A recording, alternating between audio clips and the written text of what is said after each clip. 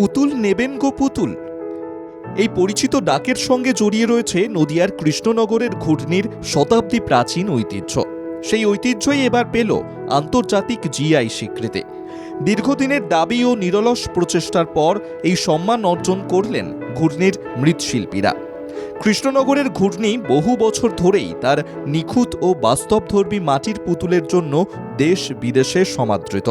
শিল্পীদের নিপুণ হাতের ছোঁয়ায় তৈরি প্রতিটি পুতুলে যেন ফুটে ওঠে জীবনের নানা রূপ। দূর থেকে দেখলে অনেক সময় বোঝাই যায় না সেগুলি মাটি দিয়ে তৈরি।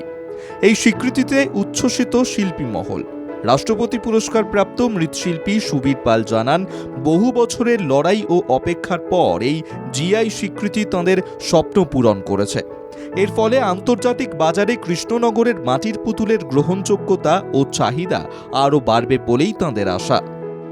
এটা খুব আনন্দের বা গর্বের ব্যাপার যে আমরা অনেক দিন ধরে এই লড়াই করেছি জিআই স্বীকৃতি নেওয়ার জন্য। তো গতকাল আমরা ফাইনালি অ্যানাউন্সমেন্ট শুনলাম এবং সার্টিফিকেট আমাদের কাছে এসে পৌঁছে গেছে। জিআই ট্যাগ পাওয়ায় এখন থেকে কৃষ্ণনগরের আসল মাটির পুতুলের স্বতন্ত্র পরিচয় বজায় থাকবে। অন্যত্র তৈরি পুতুল আর কৃষ্ণনগরের নামে বাজারজাত তৈরি করা সহজ হবে না। ফলে শিল্পীদের প্রাপ্য সম্মান যেমন নিশ্চিত হবে, তেমনই বাড়বে তাঁদের ব্যবসার সম্ভাবনাও। প্রতিদিনই দেশ বিদেশের অসংখ্য পর্যটক ঘূর্ণিতে ভিড় জমান এই অনন্য শিল্পকর্মের টানে।